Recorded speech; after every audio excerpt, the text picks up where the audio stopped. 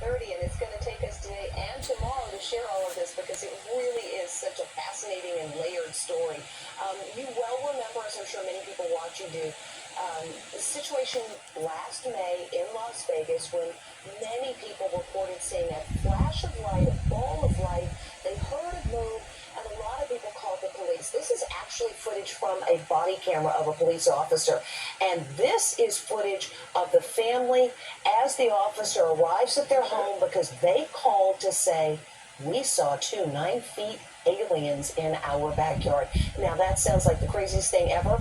They didn't have a phone to grab a picture, but they drew pictures, and admittedly they're not artists. They did the best they could, but what they described were 9 feet tall beings that didn't have a nose, had some fearsome looking teeth, some large eyes, lizard-like skin, and they said the light seemed to emanate from within their bodies. And that's not an easy thing to draw if you're not an artist, or even if you are.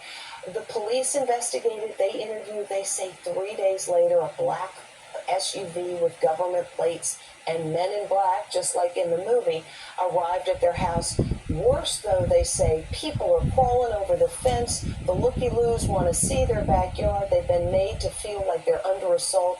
They're not asking for attention. They tried to report something that legitimately terrified them. And today on Inside Edition, you can be your own judge of whether what they saw was truly some extraterrestrial phenomenon or if they're publicity seekers. But I will make this little note.